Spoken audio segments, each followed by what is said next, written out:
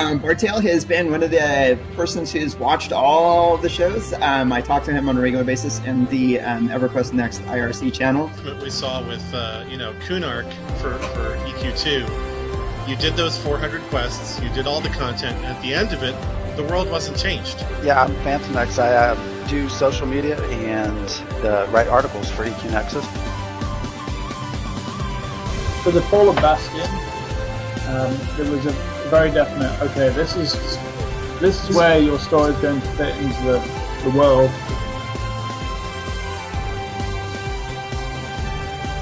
Listen, fluffy looking bear, thank you. Listen, I went and I killed a dragon, and then 2 drops of whiskey hit my face, and I willed this manly beard into cow was raising, yes!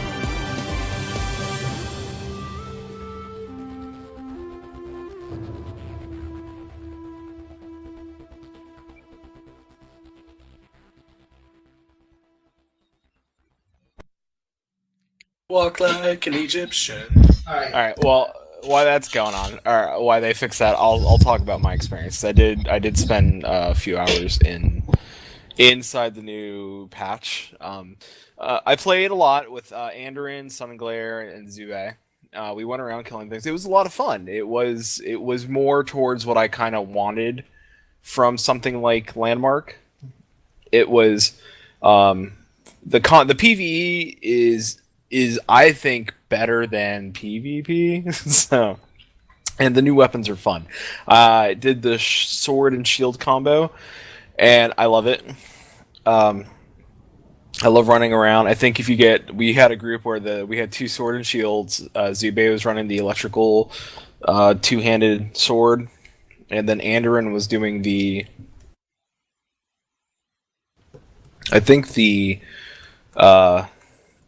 I can't remember what weapon he was using.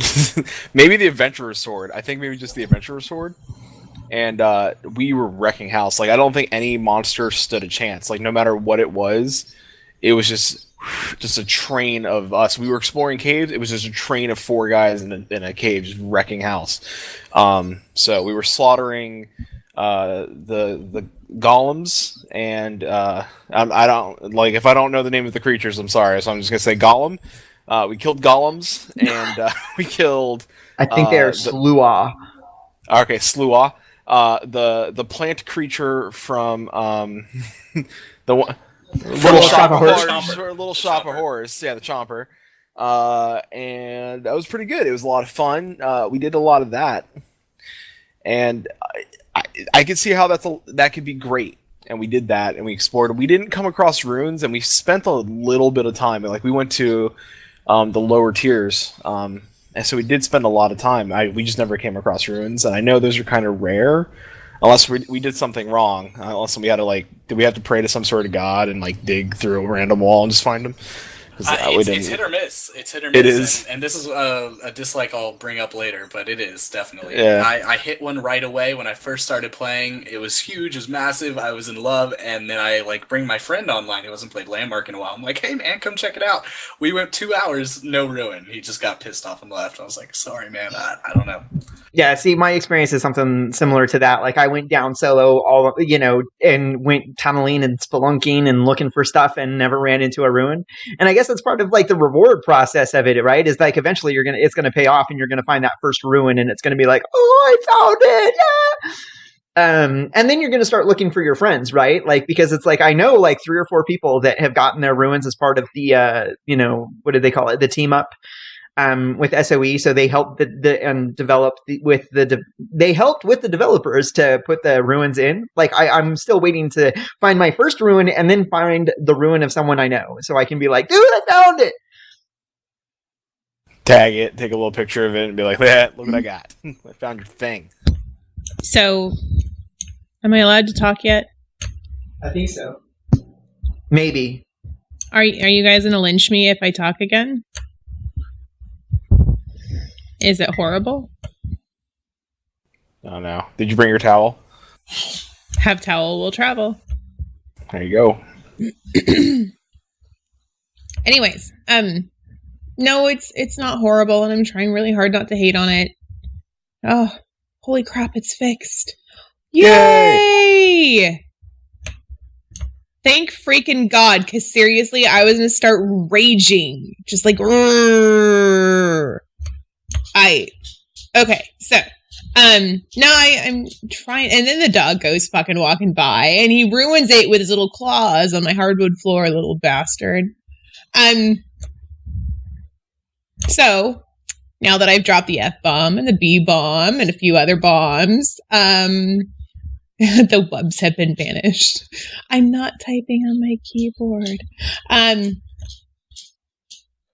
I'm trying really, really hard to like it. And trying to banish my God, I hate this. God, I hate this. God, I hate this. And it's sort of hard. You need sexier armor to wear. I have sexy armor to wear. Screw you. Speaking of, do you? No, I don't mean sexier. You had to bring up the armor. Has anybody seen the boob window? Seriously? Did they have to put that in game? I thought Sony promised that they weren't going to be a bunch of douchebags about the freaking armor, but no. They put in a freaking boob window, and it's not like it's a freaking window to your soul. You can see her belly button if you look at her boobs. Oh my goodness. I was just what I meant by sexier is armor flashier. Flashier armor, something that you enjoy looking at more because I know you and I know how you play other MMOs, and one of the first things that you look at is like, how do I look while I'm playing the game? And if you don't like how you look while you're playing it, you're not going to have an enjoyable experience, okay? And I know this about you, so I was just like, when I said sexier armor, I don't mean like the lift and tuck type armor. I'm talking to just like armor that looks good to you so that you can enjoy it while you're playing it. I love that other people are like, holy crap, Kai, there is a boob window, and it's so true. And yeah, right? Like, please, I will tweet out pictures after tonight, after we're done with the show, because I'm not going to log into a video game while I'm doing the show, unlike some people I know. Do on break. break. No, that's when I take my dogs out and keep them from crying during the last hour. It's so great. If you've not seen boob window, it's kind of a thing. Like, what is that? I cannot remember the superheroine's name right now, but she seriously has Miss Marvel. Yes, Miss Marvel. Thank you. Wait, is it her old costume thing? Hold on, I'll find it. I know which one you're talking about. Google foo. Seriously though, like, the one that Poro took, that's the one. It is seriously like you can see it down to her belly button.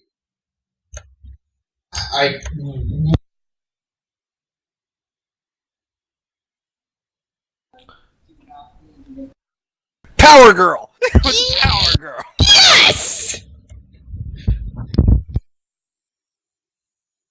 Those two are excited, if you couldn't tell by your eardrums. Fantastic.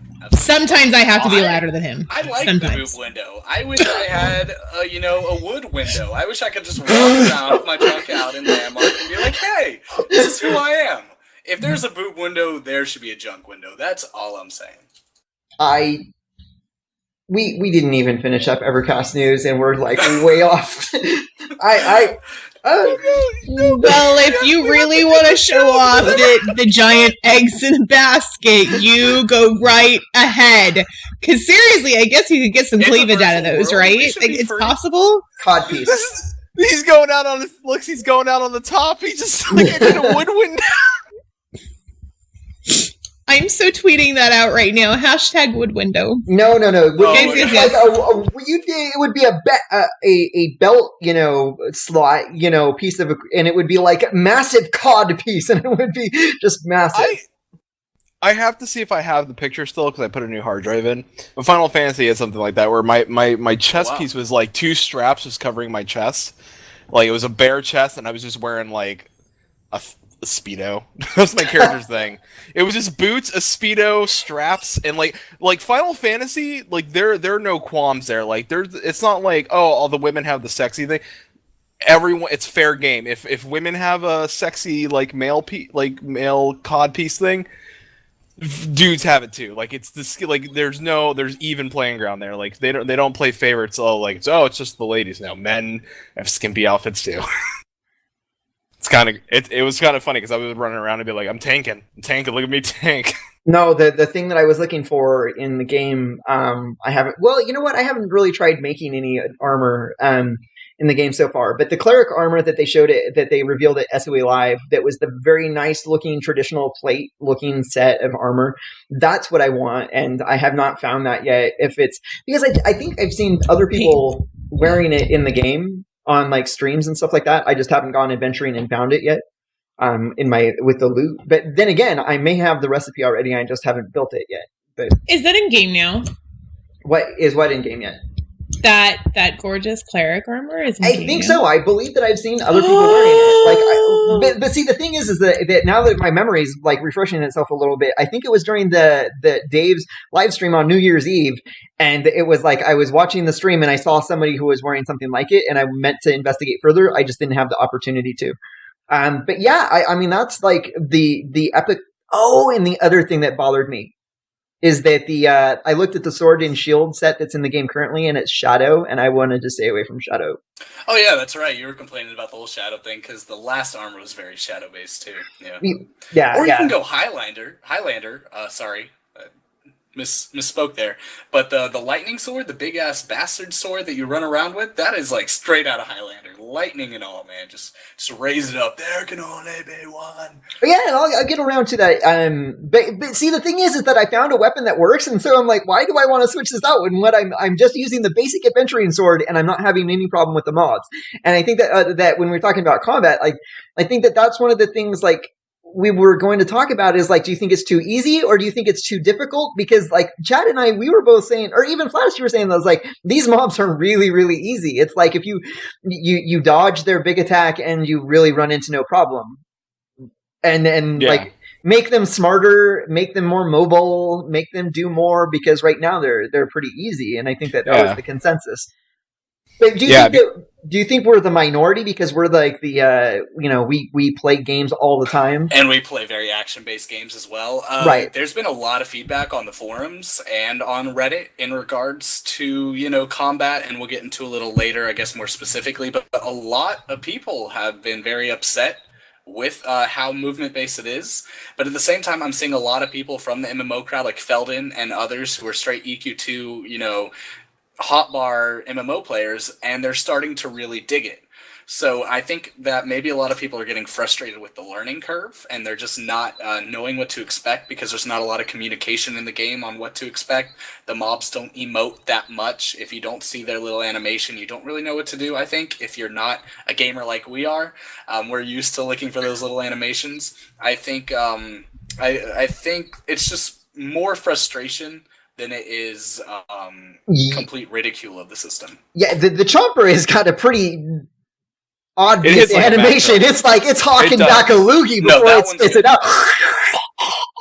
Before it spits it out, like what it's about to do. But it is going to be action based. I think all along they've said that it's not going to be your traditional, tab targeting and clicking ability type MMO. You're going to have to move around a little bit.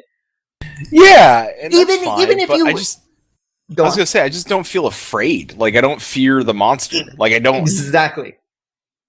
Like that's a good point. And that's why I didn't ever switch my weapon out or look for like, I need to improve my armor, is because like if I'd gotten my ass handed to me regularly, I'd have been like, dude, I need a better weapon. I need to augment my armor better so that I'm protected or more, I can move better because I can't move fast enough.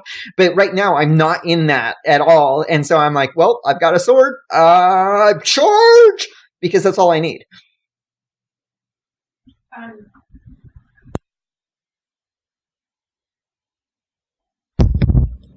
I need to learn to turn my freaking mic on. Damn it! Or leave it open and just not type. You just gotta make a choice.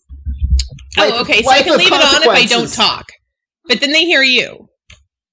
Through my mic. God, yeah, no, did I put it I guess there is no easy way to deal with it. Nope. So, yeah, it was a fleeting moment, and it's fleeted. It floated. It fled. Like those damn mobs in Landmark that run away from me, and I can't catch it, Anyway, You have trouble catching the mobs? Caught myself. Sometimes. When they like drop down a cliff or something randomly and they're still alive, and I have to drop down the cliff after them. I would like more abilities. Now that we're talking about moving mobs, I would like to be able to play ping pong with a mob, right? Like with a big old two-handed sword, cool. Just smash one in the face and watch it go flying, because they do stuff like that to us. I would love to be able to return the favor. And I must say, I love that. Like the knockbacks on the slogs. Probably calling them wrong. Anyways, the little golem characters, they have a knockback, and literally I was standing on the edge of a cliff one time. Of course, I had my boots, so I could protect myself from fall damage, but my friend didn't. Knocked right over the cliff, just all the way down this giant chasm, dead. I'm more afraid of the environment at this point than the mobs, but I like that the mobs play with the environment a little bit, because it adds to it. It's cool. I do agree that the intelligence factor is really low on the mobs.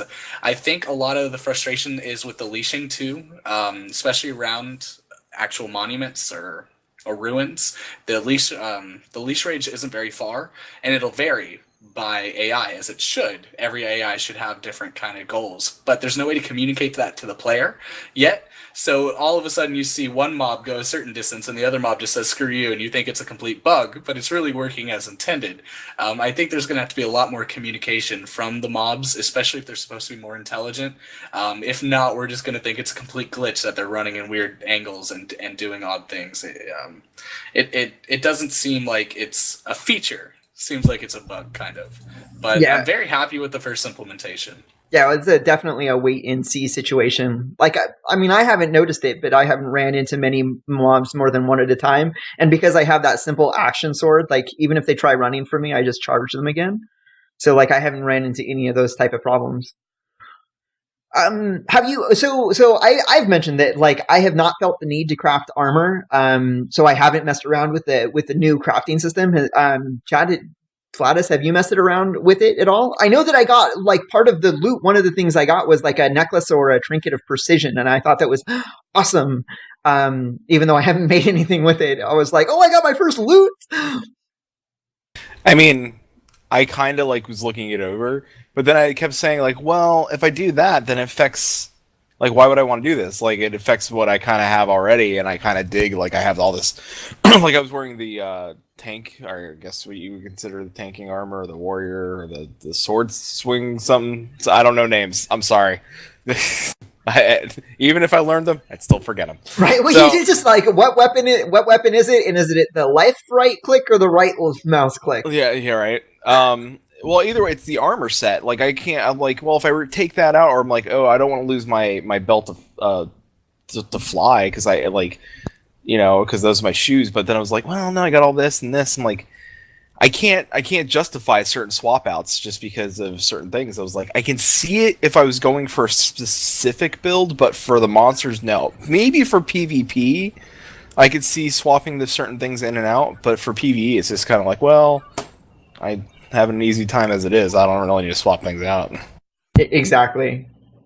And it's super grindy to get the gear, though. See, I've heard that, but I haven't really felt that. But I haven't felt it either. Like, I really haven't felt it. I don't mind harvesting. I've offered, like, if you're a builder and you find yourself that you're in a crunch for harvesting resources, like, Twitter me, you know, at Tamlin, and if I've got the materials, I'll send them to you. If I don't have the materials, if it's a lot, I might not be able to get all of it, but I'll send you whatever I can come across. And that's why, like, manufacturing weapons never felt like, well, manufacturing any of the things that I can make, like, looking at the recipes, they don't look grindy to me. Like, it just looks like, okay, I need to spend, like, some time and get it done, and bam, done.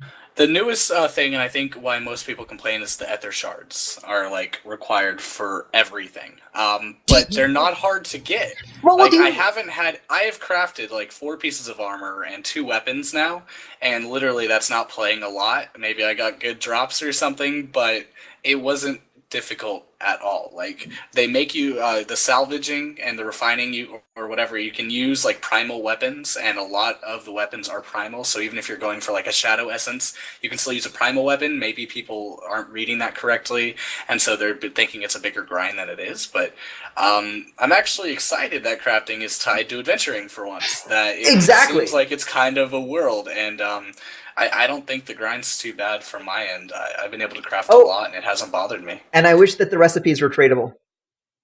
That, yes. I wanted that from the beginning. Like, let me trade this. I want to put this on the market, especially when props come in as recipes. I definitely want to be able to sell my recipe for the prop. Right. And somebody mentioned in the chat channel that emitters as a recipe that you learn instead of an item that you use. That way...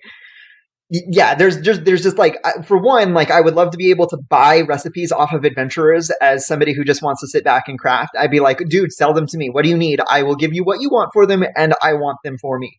And then for the emitters, I'd like to be able to, like, doing the same sort of thing is like collect all the emitter recipes so that people can be like, oh, hey, Tanlin's online. I know he has a lot of emitter recipes. I'll ask him if he can make this one for me, you know, get that sort of relationship.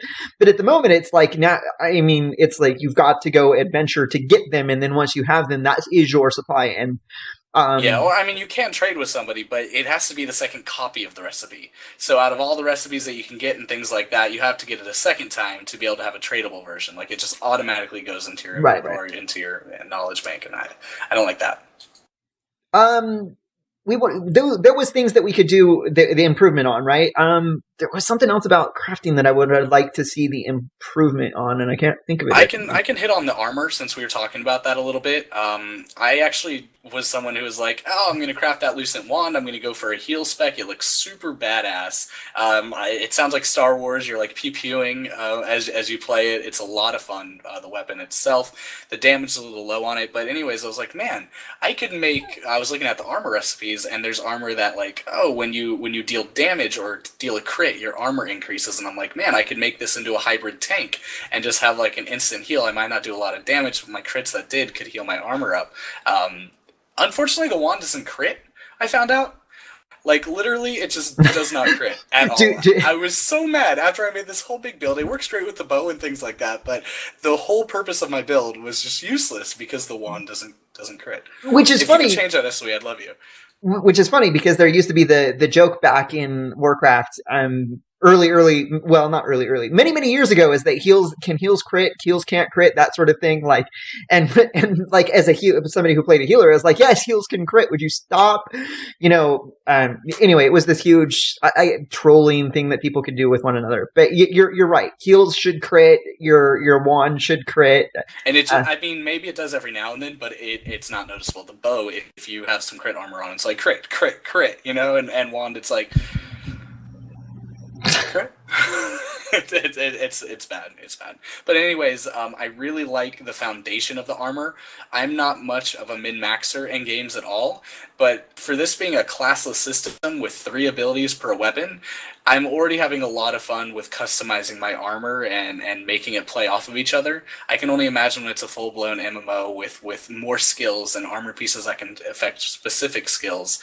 It's gonna be a game where you want to have a lot of armor pieces available to you, and you, I don't know, kind of like a trading card game a little bit. You have your different cards. You want to build your deck just right for whatever situation you're in. Oh yeah. I think that the armor can play like that. What would you know about trading card games? I don't think they had a combustible I've been playing side. a lot. You know, I did Pokemon back in the day. I was a big Pokemon guy back when I was young. Middle school, elementary school, that was all me. And then lately Hearthstone. Platis got me into Hearthstone, so I've been playing a lot of that. But no Magic. I always wanted to. I never had the money. No. Oh man, I'm sad you're leaving. You're leaving on like Pokemon cards and you have to watch Willow before you can leave the show. Yeah, you can leave the show till you watch Willow. It's already 2015. I will watch it and I will tweet it out. Maybe no, you live stream that shit, yo. Like, my fiance and I can watch it and we'll live stream it and talk about it as we go through the video. Yeah, well, I'd watch that. Oh, that's awesome. But I think you're definitely right. Like, that was the especially when we find mobs that require, well, not require, but when strategies matter against mobs, one strategy is better over one type of mob over another strategy. That's when you really get into like okay, well, I know that we're going to go up against this type of encounter, so that I need to adjust my armor set in a little bit different way to maybe move faster or have faster energy regen or have better armor regen. Like those type of decisions that we're going to be making, I'm sort of looking forward to them, but right now with the inventory system the way it is, it's really hard to keep track of what you have and what they do, at least in my experience. So that's the two reasons why I haven't switched out of just like the basic adventuring sword. One, I haven't found a reason to, and two, it's like, well, if I switch it out, like, how am I going to keep track of all of my armor sets? Yeah. I would love to be able to do like a pre-selected armor set and have it saved so that I can be like this armor set and then name it, and then another armor set and name it, so that when I want to swap between them, even if I have to wait until I'm out of combat. Oh, you mean like World of Warcraft? Yeah, I was going to go there later. Oh, they have that for armor now? That's the next one. I mean, I guess macros, too, in older games, you can make a macro with all your pieces of armor on, right? Yeah. Well, in Warcraft, you've always been able to macro it, and then with Cataclysm, I think they came with you can have your predetermined sets, but it's you see, she says like, oh, Warcraft has had that, but how often do you swap out your armor in Warcraft? When you switch specs, and that's it, and other than that, it's all cosmetic. Because your best in slot gear is your best in slot gear. Yeah. And I love the idea of getting away from best in slot and more of what is best at this encounter, and going with that type of idea without creating this huge like, oh, well, I have to carry around 20 items of gear along with me just so that I'm flexible for every encounter. Have you played DCUO at all? Mm-mm. It's awful. Well, the game itself, but I'm talking about the costuming feature. The costuming and character design is pretty amazing. And with the way they handle how you can set up your costume so it doesn't take any inventory space or anything like that, I'd love to see that for Landmark and Iki. And if we're going to be swapping this much, just make it a totally different system. Let me not worry about like inventory space or having 1,000 different bank vaults. That's the thing I hate the most about any MMO. The storage. It's the inventory management mini game. And you're right. I don't particularly enjoy that mini game. I need to respond to somebody really quick when I'm allowed to. Go. I don't like DC Comics. Therefore, I don't care for DC-based video games. It is not the game itself that I dislike. I am a Marvel girl. Forgive me. Fuck you. Tamlin is in the doghouse tonight. I much prefer Marvel Comics. I apologize. So I have a weirdness with DC Comics. I don't enjoy any of them. It's not a slam against the game. It's DC Universe is not. I'm sorry, it's not my thing. Sorry, I don't. And no, I do not play a blue deck. I play a black-red deck, so suck it. No, I think that you're right. The DCU, I would love to see more superhero-based MMOs. Like, I think that there is room for improvement in that genre. But that's kind of like it's September. Yeah, totally different. But DC was fun. It is. Right, and City of Heroes, like, they were putting that up to see if the community could crowdfund getting it back from the developer, and, like, go team! Like, I'd love to see that come back, and not just because I'd love to see more super MMOs, but super-powered MMOs, but just to prove to MMO company developers that, like, if you've got a good community, you probably shouldn't shut down games.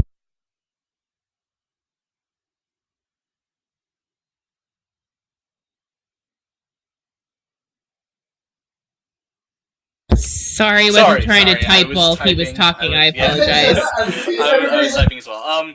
Inventory space is definitely something that needs to be worked on in Landmark. I understand it's a selling spot for the bag expanders. I did buy some because they are pretty cheap, and I'm cool with that. Like, it doesn't bother me that much because I hate the inventory space game. Just give me a lot. I'll pay for it. It doesn't matter. How much are they to? I mean, can you make them, or do you have to? We're getting reports that we're all muted, and that's where the issue is. It's like, can I just make it? Isn't there a drop-in game that I could go and get? But no, if I have to buy it, I won't. I'd like to see bags added as a craftable, like expansion containers within the inventory. That would be excellent. I'm gonna have a room on my claim that is nothing but chests, and eventually, right. and eventually, I'll get around to like putting up signs above every chest to say what's in the chest, so that I could just run into the room and be like, okay, you know. I do that in Minecraft. Yeah, that's what I do in Minecraft too. Right, and I have walls I of do that in chests. Minecraft. I know totally do that in Minecraft. we're gonna be those people. I already can call it. Like, is there a limit to the number of chests that you can have on a claim? Does anybody There's know? no was. compliment right now. Oh my goodness, that's bad. No, I got stopped from putting more than like 4 or 5, but that's been really? a long time, and I don't know when that was. They may have changed it since then. I know that. Okay, Legendary says 5 claims per chest, so there's no prop limit on it. 5 chests there per are chest claim. limits, yes. Oh, 5 There chests should per be claim. 6. I don't like odd numbers. Now, does that Each work woman on, has like- 2. Yeah. Well, still, I know how Does I that work do on it. like a mega claim though? Like if you have 3 different claims tied together, is Alright. that just 5 chests? Or No, do no. you have 5 on each? Is it on each claim? Because then what Per you do is you claim. make one claim with little teleporters, and then you label above each teleporter so that it's like, Yeah, here's my you know, like, room. okay, I'm looking for all of my plate armor. Okay, that teleporter, and it takes me to that claim, and that claim has, you know, it teleports me right into the room with the chests, and like, bam, done. But yeah, I assume that there was going to be a limit to the amount of chests on, because that seems like if they didn't, then you would abuse the servers by having thousands and thousands of inventory slots. Camera angles. Chewy, you still hate them? The camera is still pretty bad, both building and adventuring in certain areas. It's gotten a lot better, I think. Most of it's the controls, though. It's still 2 different games, and I think Georgeson commented on it about a couple of weeks ago, saying that, yeah, we're kind of taking a look at this. We don't really like how it's 2 play experiences either. That doesn't mean they're going to move forward on it. That doesn't mean they're going to really change it. I mean, that's a big feature to change, but I'd still like to see any kind of mining, adventuring be one control scheme, and building be another. Building's the only time where it's really its own separate game. I think mining and adventuring so intertwined, especially now that you go down in the cave. It just stinks for me. Like switching weapon and then completely camera changes and then go back. Right, I agree with you that it's a jarring experience that when you switch into your weapon, like all of a sudden your point of view shifts a little bit, and your controls change too. Like all of a sudden your mouse isn't controlling your character; it's controlling your view area and that sort of thing. Like I get it that it's a jarring experience, but for me, it's like there is the camera view that I get everything else that I'm doing in the game, and then there's like when I'm in combat, and so like I don't know, I have the opposite view from you. When you see it as 2 different ones, I see that there's like your normal view and 2 opportunities to see it differently. Yeah. I don't know. Maybe if they can make it a smoother transition as far as the camera angles and things like that are concerned, then I'd be a little happier. I think that combat camera is like too limited, and then the other's a little bit like too freeform. I don't know. I'm not a camera designer. I'm not a UI designer. Yeah. But it does bother me a little bit, and it bothers a couple people that I know that play as well, because it's very different. The mic is muted and the camera angles suck. Yeah, I don't have the solution, because I'm a game player. I'm not really a I don't have the solution other than that it is a jarring experience to get shifted from one to another. I need to spend more time doing combat and shifting between the weapons, because has anybody been shifting between weapons, or do you still find that you use one and only one and don't shift between? No, I shift, especially based on the mob I switch. Now, remember when I was having problems before where I would use like I'd have my button set up on my hotbar that would shift my weapon so that I was using one particular weapon, and if you hit it a second time, it unequips it.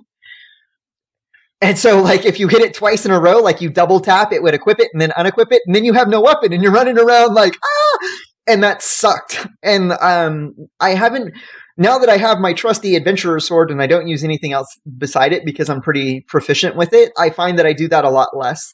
And I was just, is anybody else still running into that? Like the whole swapping between weapons and accidentally unequipping a weapon unintentionally? Not me, no. Flatus, yes. I don't weapon swap. Yeah, so do you agree with me that that's one of the things that they need to add is a sticky weapon thing? Like, if I hit it to equip it, that's great. If I hit it a second time, that doesn't mean unequip. That just means that I want it equipped. Completely agree. And Okay. I want to see my weapon equipped on my body. So when you're not using your shield, does it display on your back? Because I like that, and I want No, that. yeah, nothing like that. And that's the funniest thing is it's just like your pick and your axe. Like when you're running around in landmark harvesting, right? It's like you pull the pick out of nowhere, and there it is. Oh, it's massive. We're all magicians in landmark. And then it goes. Yeah. Wow, where'd it go? Dude, I have a bag of holding on my back. Duh. You just can't see it. It's That a I'm also- shirt of holding. That's how the boobs stay up. No, and that's also how I carry around with me, like, a square mile of dirt everywhere I run that I can just whip out on command. That's an excellent point. Maybe we're looking for too much realism. I just pretend I'm a cartoon character and I can just whip anything out that I need from behind my back. But on the other side, I do understand the point of view that if you have a shield and a sword and part of your game experience is seeing you with that equipment, it's kind of nice to see it visualized on your body as you're running around. And I get that. I think that it should be something to look at, like see if it's possible. Not like everything, but like, I don't know. D-Man puts a good point. Basically, maybe we should just have like 4 weapon slots that could be in like the character panel instead, so we could just equip them there. And then have the hotbar below, so it can show when you're equipping it and when you don't equip it. But still, then picks come into. I don't know. Oh, I see. I see what you're saying. Yeah, that would be kind of cool. That like you have like a cosmetic weapon slot and a cosmetic offhand slot, and so like you say like, hey, this is my sword that I want everybody to see that I have it, and this is my offhand shield that I want everybody to see when I have it, so that it's not like you're carrying. No, that's a good solution. Because they already have cosmetic armor slots, right? Because you can be wearing one set of armor and then throw on another one. They just put it so that, like, hey, you can only represent one main hand and one offhand or one two-handed weapon on your character at a time. Pick it. Yeah, I don't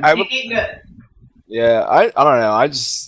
I'm hoping they expand on it more because I kind of dig that like weapons come in sets, but I also kind of be like, well, what if I like the other shield? You want the shield. Yeah, what if I like what that shield does, but I was like, oh, I want to mix and match with that sword. When player studios, when people start designing their own props, and so you go out and you buy a customized looking sword, you're going to want people to see it, especially if it's a really cool one. If your guild designs a guild shield with their standard on it, you're going to want people to see it. Otherwise, people aren't going to buy it. And so I think that like if SOE is listening, like these are reasons you should really do this. Get on it. I remember. No, go ahead. I would pay real money if I had to, but I would prefer not to. But I would. But not if the purple version is more expensive than the orange. I promise never to do that again. I would pay real money if they would let me show my shield on my back and my sword, preferably sheathed behind my shield on my back. Yeah. No, it's cool, and I can see that. Like the other things, like if you have a dramatic looking cloak that you want to equip in that back cosmetic slot, or maybe you want to look like a vagabond, so you have like this ragtag backpack, with patches and stuff. These are all cool things that you could add to your character to add a little bit of that depth to like what people see when they see you. Now, remember that EQN armor and the whole system has already been said to be very different. In EverQuest Next, if the design plans haven't changed, you'll basically equip one piece of armor and be able to customize the different pieces of that from there. So they call them armor families. So like, hey, I'm equipping Dark Elf armor, and in the Dark Elf armor, there's this family of different pieces to that armor, to where I could change the spoilers out, where I could keep on my necktie if I wanted to. I don't know, maybe Dark Elves are businessmen when they're not stalking the night. But anyways, it's going to operate very differently from what we've heard. So I think there's a lot of potential for EQN to have all these features. At the same time, though, I can totally see it being very profitable for Landmark to be able to do cosmetic weapons, cosmetic shields, because right now Player Studio for any other SOE title is all like item-based. Like, yeah, we can make shields, we can make guns. Actually, you can't make guns. You can make helmets in PlanetSide 2. Right now, Player Studio is only building-based for Landmark, so we don't actually have that extra feature for it yet. So I could see it being a big opportunity for them to have that. And I hope to see in the near future that pretty soon that people will be able to do the same sort of props for Player Studio, or did they say that was never going to happen? Because right now it's all voxel buildings that you can add to this.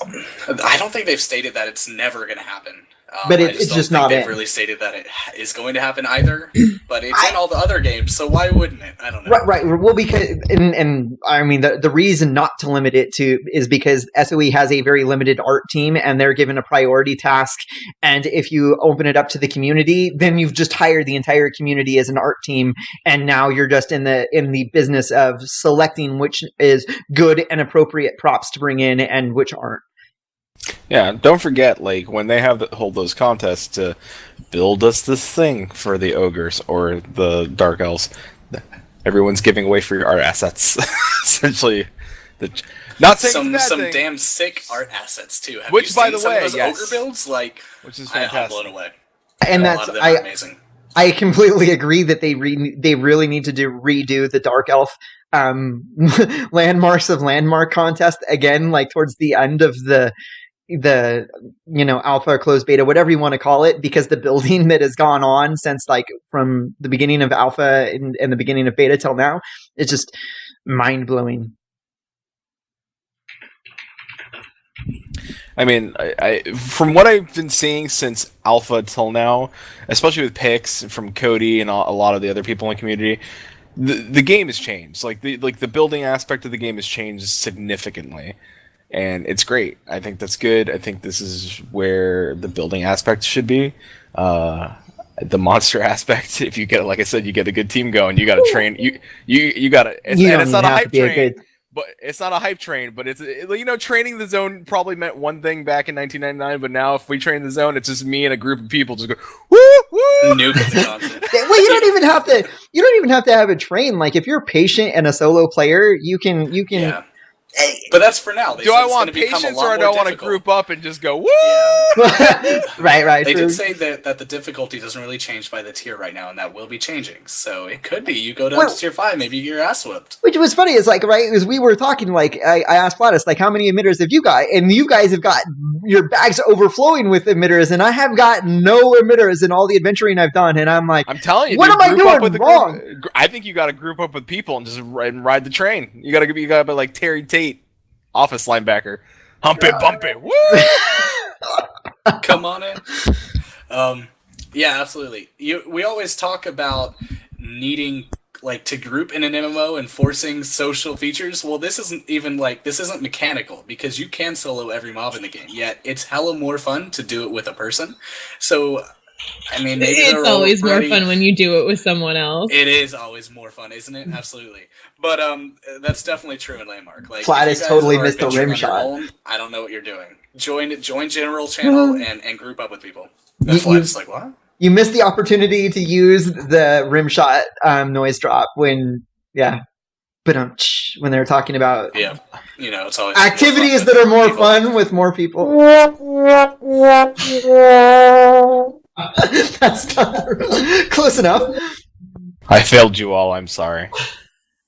You have failed me for the last time, Admiral. I'm so sorry.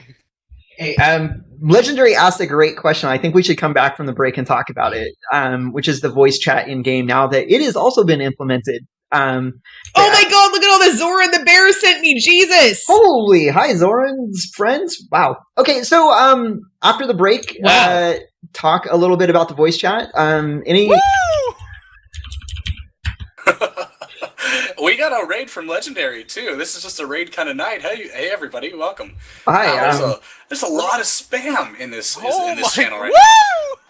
Zoran the Bear, what a man. Wow, Zoran, what a bear. We love you too. Oh man. Well, welcome out everybody. We are highly Zoran approved.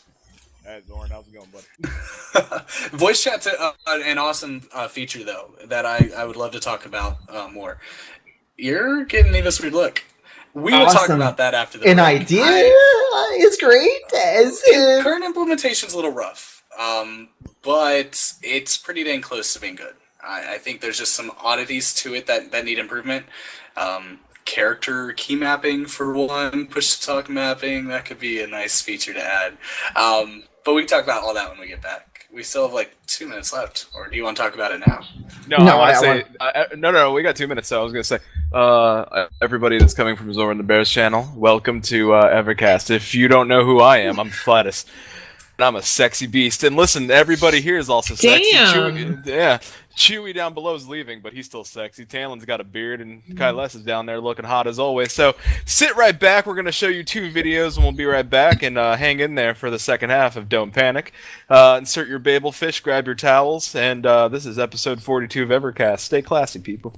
Yeah, we'll be right back after a short break. Oh, also we camp here, so I'm going to camp out. Camping in 5, 4, 3, 2, and 1.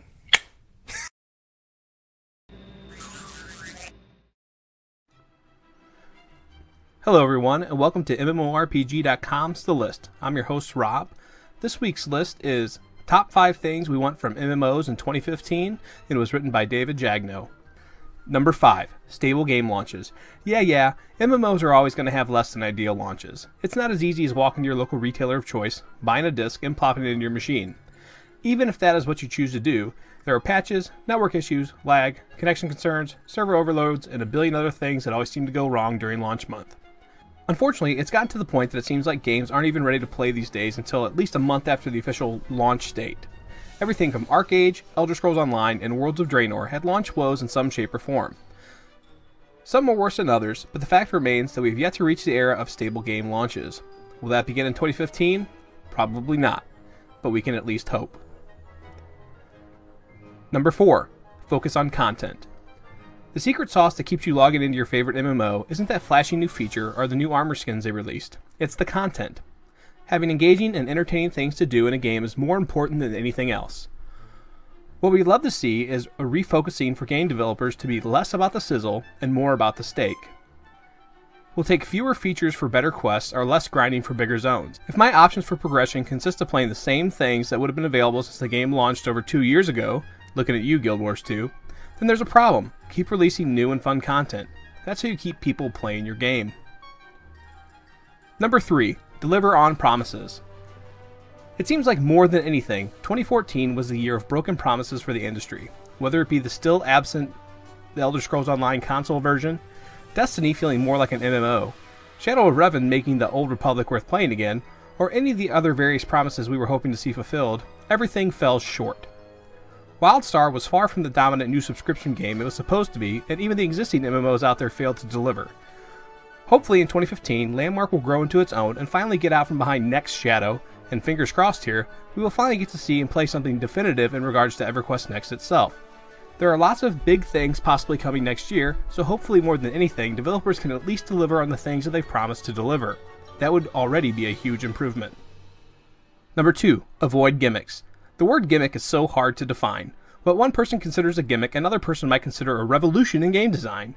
I know I've been on the later side of the situation a few times myself, but overall, shallow gimmicks are pretty easy to spot. For example, not every game has to be the next great sandbox, and it's a trend that just isn't sustainable. Furthermore, the obsession with action combat, kill 10 rats questing, and more open sandbox design are all trends that are in most cases moving the industry backwards. Instead of promoting buzzwords and shallow gimmicks to draw in players, I'd rather see developers invest resources into creating something actually unique. Hints of greatness have been experienced across the genre. What works in World of Warcraft may not work in Guild Wars 2, and what works in the Elder Scrolls Online probably won't work in WildStar. Developers should take a step back and try to focus on what can make their games better, not what could better sell their games.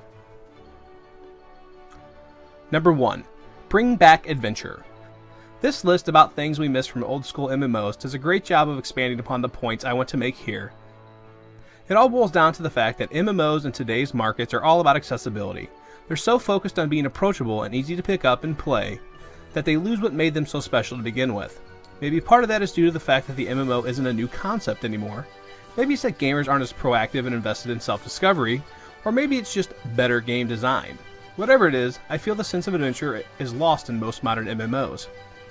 Games like Guild Wars 2 have done a good job of rewarding you for your exploration and intrigue. Games like ArcheAge have given you good reasons to embark on grand adventures within the game itself.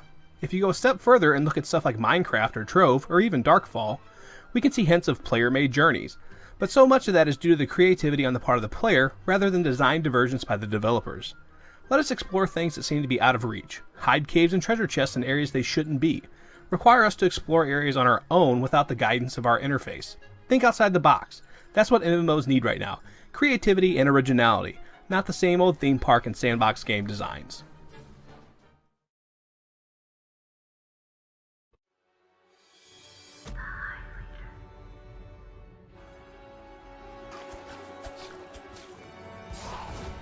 Holy crap, Landmark is a game Alright, hello everybody, now. it's Bill Well, Hyman to be back with fair, another it's always quick been a video. game, This time but I'm now gonna it's a be game with telling something to you, do for we non-artistic about my people. top Do I need to 10 remind you all of the favorite shack? MMOs For those of you who right weren't now. around a year ago, I built a shack, thereby stretching the limits of my creativity. So naturally I got bored in Landmark after a month or so of playing, back when the alpha first arrived in February. And looking at the server's populations, I'm guessing I'm not the only one. You know, I remember a time when there was absolutely no land to claim whatsoever because the servers were so full. Huh.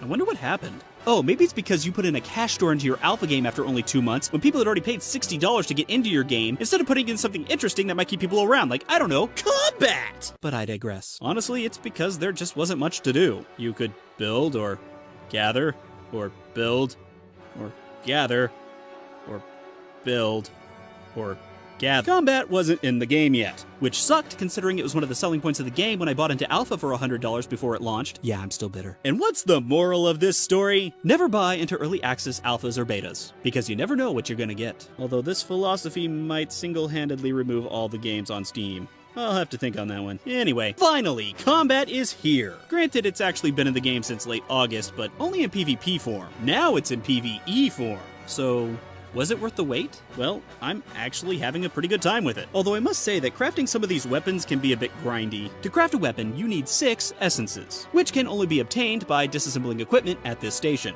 You can get the equipment needed for disassembling by killing monsters, which have a fairly low drop rate on equipment. So get ready for some mindless slaughter. Although you are killing that plant from the Little Shop of Horrors, so I guess you're doing the world a favor, but that doesn't make it any less of a chore. And you're also going to need ether shards. For everything, which you get from killing monsters or disassembling equipment.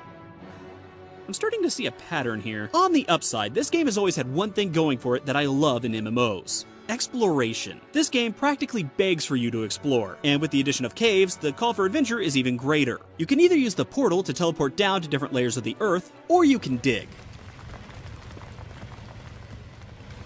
You should probably just use the portal. Each layer down contains a higher tier of materials used for better equipment. And in these caves is also where you'll find most of the monsters. Combat is pretty much action combat. Left click to do a regular attack, right click to do a special-ish attack, and press E to do a more special-ish attack. And you can also just hold down the left mouse button to do a regular attack. Thank God I don't have to destroy my mouse clicking like a madman. There are currently several different weapons in the game. A sword, an ice staff, a fire bow, dual daggers, and a broadsword, wand, and sword and shield that I never got around to making because of the aforementioned grind. But that doesn't mean I didn't try. Once again, I was kind of enjoying myself. Killing monsters is actually pretty relaxing now that I think about it.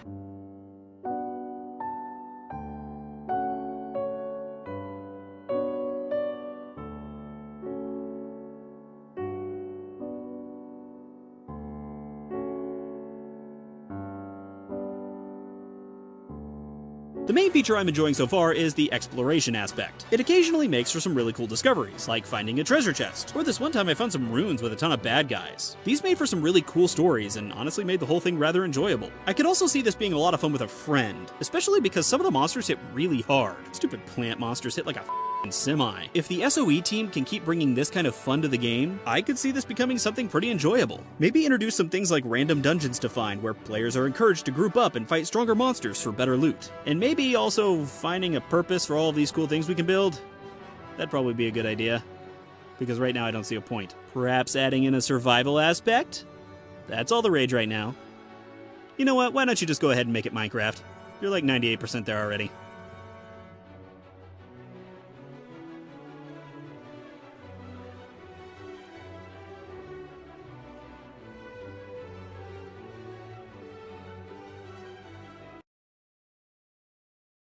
I'm sorry, and we're back. Hold on one second. I'm just letting everybody else know that we're back from the break.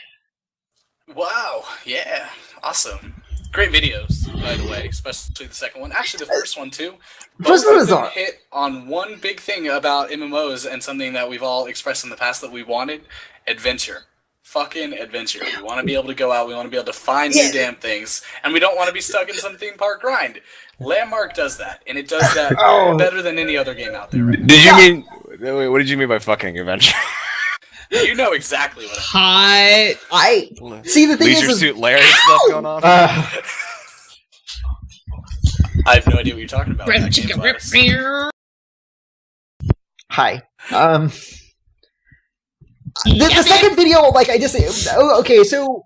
Like, I wish that there were more people around for Dave Jordson's New Year's Eve live stream, because he talked about, like, people were asking him for some features to implement into Landmark, and I wish that he had highlighted what he had said during his stream so that we could reference that to people and be like, hey, listen, they clearly in their minds have, like, where they see EverQuest Next going and where Landmark is going, and they're working on their paths to get the games in that direction, right? And so we can see where they're at with Landmark. We don't really know where they're at with EverQuest Next. But he specifically stated that some of the things that people are asking for in Landmark aren't the direction that game is heading. And so, like, that whole, like, survival mode, I don't necessarily think that they imagine that that's where Landmark is going, because Landmark is going to be a build and explore game. And does that mean that EverQuest Next is going to be more of the exploration game? I sure hope so, or the survival game. But I don't really know, because I don't know. Maybe that's why they have H1Z1, right? So that you have your traditional MMO type experience in EverQuest Next,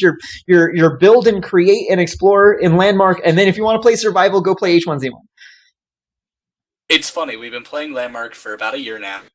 We've been following EverQuest Next for 2 years, almost a year and a half-ish, and we still really have no idea what shape EverQuest Next is in, what it looks like, or what we can really expect, other than what we've seen in Landmark. Yeah. Yes, as far and no. as like actual EQ and gameplay, they say that Landmark's a test bed. We don't really know how true that is, because we haven't even been able to see EQ in.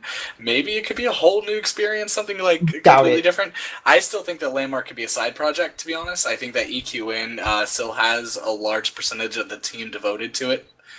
On top of Landmark, I think Landmark is kind of pushed for the deadline to get stuff done, but let's push it out in chunks, and every other bit of the time, it's like, let's get EQN done.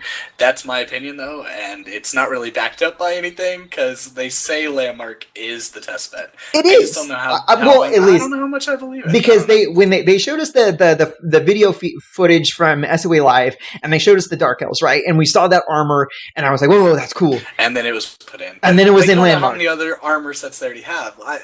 Okay, maybe certain aspects like combat. This is a good test bed, Landmark. But as far as like questing and content and items and loot and drops and monsters, I'm sure they could have tons of monster models ready for EverQuest Next, tons of dungeons already created. We don't know about that yet, and that's where I think the Landmark's the side project thing. Hey, we have rudimentary combat built in EverQuest Next right now. Let's throw it into Landmark and play it. I don't know. Oh, sure, and exactly what I think that they're doing. What was that word again, Shuina? There's a little slip of the tongue there. Rudimentary. Rudimentary. Wow. Rudimentary. One of the things that I agree with that, and that actually we'll go back to a Twitter message that we got the other day that I'd like to talk about too, is that one of the things they talked about is like when you're exploring in Landmark and you come across the ruins, it would be awesome if that one of those ruins that you went to explore had like group mob content, not just, like, oh, hey, it would be nice if you had a friend. It's like, no, if you don't have a friend with you, there's just no chance that you have of defeating this boss. And we talked about that. The Twitter message we got from someone who watched one of our older shows was about the raid episode we did, and that was one of the reasons why we. 1 second, Flatus. Just the question was one of the reasons why not to have instanced, or why to have instanced raid encounters in EverQuest Next is to prevent the graveyard sprint, right? So you're fighting the boss mob. you die, you resurrect at the graveyard, and you just tear your ass back to the raid boss. And so you just basically, as long as nobody dies all at the same time, as long as there's one person alive and the rest of the group run from the graveyard and encounter, you don't have it reset. And so one of the ways to prevent that is to instance it so that when you die, you can't get back in until everybody's dead or you defeat the boss. But anyway, Gladys, yes, sir. Hi. First of all, for everybody that joined right before we went on break, hi, yet again, EverCast. Thank you. Zoran's, Zoran, what, do you call them your Cubs? I'm going to call them your Cubs. So Zoran's Cubs all flocked us and rated us, which is fantastic. We discuss Landmark and EverQuest next here and other MMOs, and welcome. Thank you for things joining with us. the stuff and the thing stuff. Yeah, that's what we talk about, and I'm the jester, and everyone else is really the ones that do the show. I just pop up and be like, I make jokes. So, thank you for joining. Oh my god. If that gave you... Listen, don't question my methods. So if that gave you an answer of what we're doing, this is what we're doing. And give us a follow. I guarantee you, Zoran... If Zoran rated us, there's a reason. We've been doing this for over a year, and I think we've kind of do it about... Well, at this point, we do a good job at it. Hey, Okay. question: how much do we need to add for Zoran's payroll this month? Is it right? Is it 200? No. He gets 2 hay Don't make pens. this weird, guys. He gets 2 bear butts, and that's all he gets. That's all. it. Yeah. I'm sorry. No more bear butts. We can't afford Gladys, any get more bear on butt that. pay raises. I'm sorry. Yeah, I got the bear butts on lock. I got the bear butts on lock. That could be a Holla, great holla at mission me if you for online Landmark. Yeah, I think that's going to be my side project while I'm not doing the show. I'm going to work on some corny ass Landmark songs like Bare Butts and more. I love that boob windows in the first 5 minutes sold me on this cast. You're welcome. Yeah, I'm glad it wasn't wood windows that sold you on the cast. Don't make it weird. Just I don't know what's wrong with the wood window, man. Nothing's wrong with wood windows. oh my god. Can we call it the junk skylight instead? Yeah, I'll totally accept that. I like that. I like the bat signal. Oh my god. So yeah, Flatus is the comedian over there, cracks jokes. I'm the neurotic one that tries to keep us on some sort of topic. I fail miserably at my job, yet I still try. The clicking is not a typewriter, it is the dog walking right by over there. I love how he describes what Flatus and he is, but he leaves Chad and Kylest out of the descriptions. I demand one. Now. Chewie is leaving us. That's Trina over there. Nothing but dust in the wind. Oh. Apparently Chewie's like an old man fart. No. No leaf on the wind. No leaf on the winds. And Kylest is our resident badass because she's the one that screams, I'm going to put my axe in your face in PvP more than anybody else. A resident badass. I'm sure sometimes you guys will notice that she probably puts an axe in Tamlin's head after the show sometimes as well. That's why he's bald. Oh, that's Has to keep shaving his head, you know. It's torture. It's an axe. You just. I used to have hair, but now it's all scar tissue. Oh, jeez. True dad.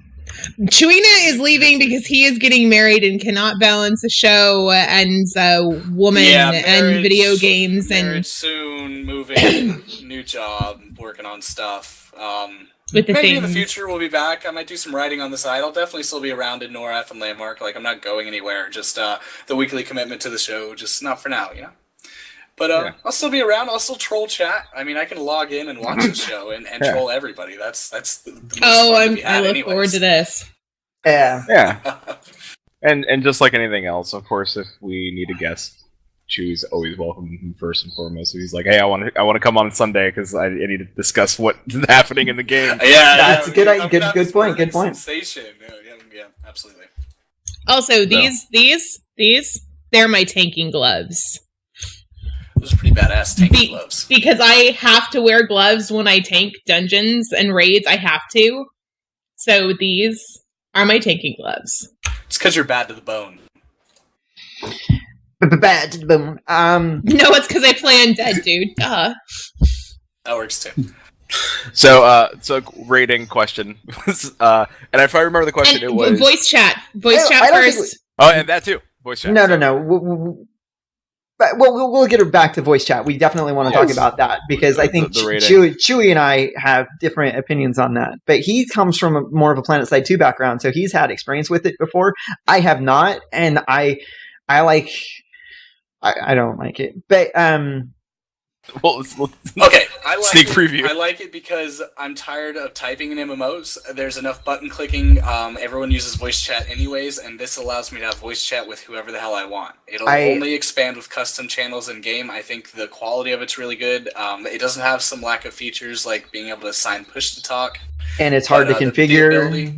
It's hard to configure. No, that's all that needs a lot of work. Absolutely. In PlanetSide 2, it has it a lot better than that already, to be honest. So and then that's the implementation. But well, the videos that we watched during the break, right? Is that it's got to be easy to use out of the box, or else people aren't going to use it. And that's what my New Year's Eve experience was. Is that I spent like 20 minutes trying to configure it to work, couldn't get it to work, so I'm just like, screw it. Don't need it. And I might need it. And that's the thing is like it turned me away because I couldn't get it configured to work correctly. And then my other frustration with it was that it was proximity based. And so like I would like to be in an area where I could hear everybody, but because people were standing at different distances, even though we were trying to have a community type event, some people were louder than others, and it didn't make it. It wasn't a very good experience. It was like, this is, and those are. It is, but it's also really cool to be able to walk up to somebody in a spire or cave, have your proximity chat on, and be able to talk. Or we were grouping, Tobin and I, and we were using proximity instead of group. So literally, it is proximity based. Like if you walk away, it fades into the distance. So you walk up to a group of people that are having a conversation. How cool is that for even RP purposes in the future? And communication across the game. Neat. No, I think it's. But it has to be functional. Need, and it has to be functional. But I think going forward in MMOs, just like based in console voice chat, why should I need a dedicated TeamSpeak channel that's ran unless I'm in some specific guild? Keep it in the game, keep it easy to use, and let me just talk to everybody. Right, and focus on the easy to use part first because that's okay, that's fair. So all implemented it too early, like because I'm telling you, and that's why I was saying not as rough. Okay, that was my question. Is it this easy to use in PlanetSide 2? Because if it's this like hard to configure and get working correctly, then it's like, well, what they need to. I mean, what have they been spending years developing? Because this isn't working well. Well, here's a better question. I mean, EverQuest 2 has voice chat built in, right? So, I mean, and if it's working in PlanetSide 2, it does. Do we know if DCO has built-in voice chat? I don't know if anyone knows that one, but we know that one now. We know EQ2 does, and I've used it, and it's okay. It's not great. It's kind of in your face and kind of obtrusive and stuff like that, but it's not great. What? Do you see Chuina answering the phone? He's totally on the phone. He is on the phone. Look at I saw that. So let him talk. I'm the one talking. What is it? Nobody. He's leaving. Don't care about him. I'm so sorry. Focused on me right now. I'm so sorry. I'm back. I'm focusing on you. I apologize. You're as bad as my fiance. I'm listening, dear. At least I game. I instantly became Bridezilla. Anyways, I apologize. So I'm just saying, like, I don't know. I've used in-game voice chats before, and I just like the one that I have. It's got better quality and stuff like that.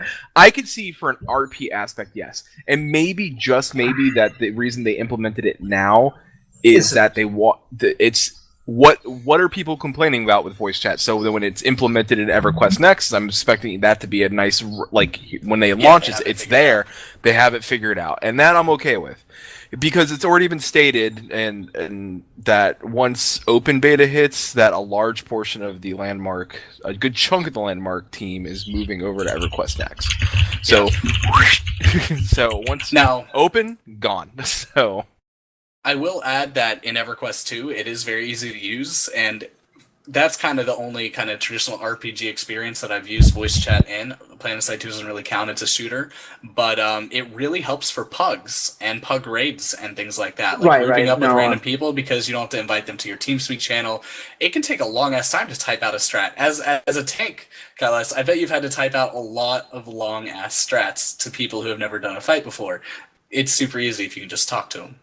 Yeah, and I agree with it. I remember one of the things that when Dave was talking about the in-game voice communication, proximity chat, whatever you want to call it, is that like we were all like, well, I have Ventrilo, I have TeamSpeak, I have Skype, I have OpenRaid and Mumble all installed on my computer, and he was like, yeah, but you're like you're playing a different type of hobby than compared to what we want to pick up, and like ever since he said that, I've always kind of balanced that, like, okay, and my parents, right? That's who I always look at, right? Because that's like they're the most casual MMO players I know, and so they're a good test bed to see, what's working, what's not working, what do they find hard to use, what do they find easy to use. Because if they can figure things out and say that, oh, this is easy to use, then I know that it's really easy to use. And yeah, I never want to help my dad configure a TeamSpeak profile ever again, because sometimes everything works and it's really easy, and sometimes it's really a pain in the ass. And if they can get the proximity chat working marginally better, okay, so that it's easy to configure straight out of the box as soon as you load up Landmark, okay, that's a great asset for the game to have. I completely agree with that. I think that the proximity chat is a little weird in that I think that the volume, it might de-escalate the volume too quickly, so that like somebody is walking away from you and you hear nothing when you expect to still be listening to them.